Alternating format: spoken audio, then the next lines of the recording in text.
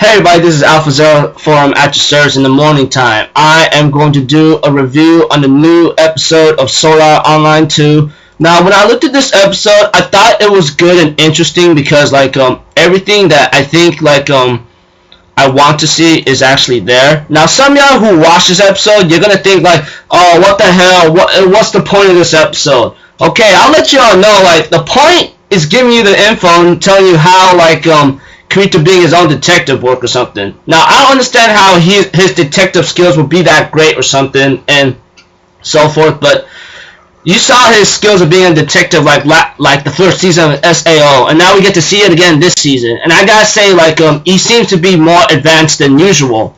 And honestly, I thought this episode's good in my own opinion and eyes. I know it's just a bunch of talking and so forth, but it's worth, understanding. And the episode title, I'm not really sure if it actually fits there, but it may have a growing theme to it in the end. So if anything else, let's just get started. Okay, at the beginning, of course, Kirito and Shinon were talking to each other, and Shinon asked Kirito, how is it that you're able to overcome these kinds of traumas and memories? Tell me how you do it. And Kirito says, I didn't overcome them.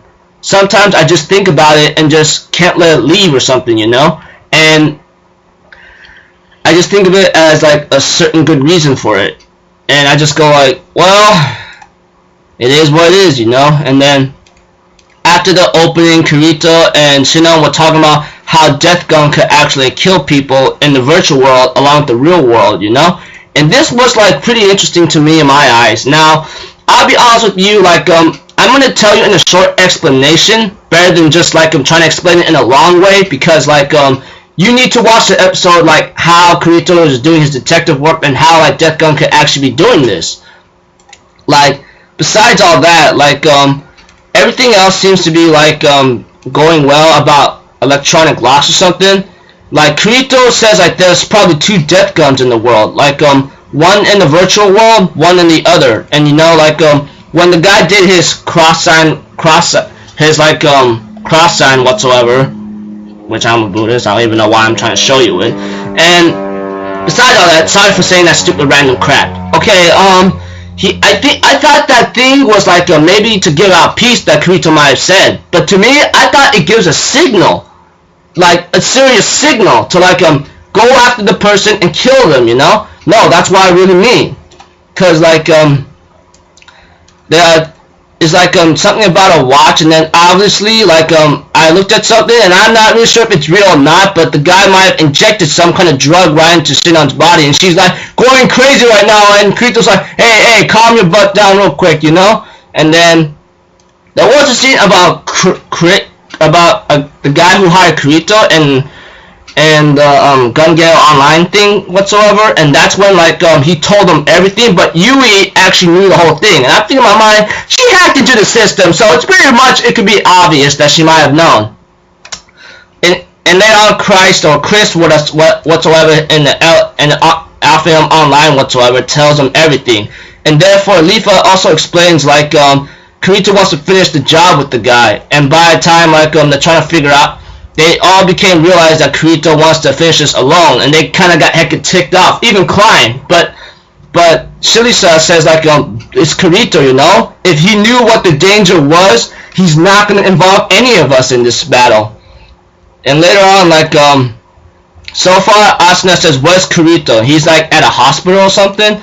And later on, there was a little talk with Shinon and Kirito and so forth, and that'll be about it, And later on, it just ends with the plan to go into motion, and then ends with Kirito going outside, and Shinon just calls out Kirito's name to herself, and I think in my mind, oh man, it had to end right there. I expected maybe, getting outside, getting ready, and then Death Gun and Kirito finally meet face to face.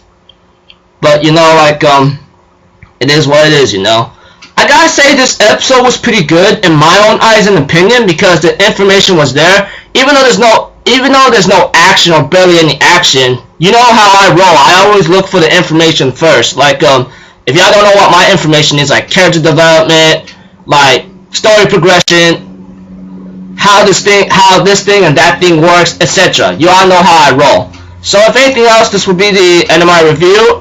If you guys are confused about my explanation about like the information I'm giving you, you should take a look at the episode link in the description box below. I'll have it on there, and then you guys will understand. I mean, I don't really know much about the Phantom Bullet arc whatsoever, but it's like did a little research and I don't know, but all I know is like it's pretty interesting. Give this episode a watch. I'll have it in the description. I'll have the link in the description box below. So if anything else, I'll see y'all later. Okay, peace out. Bye bye.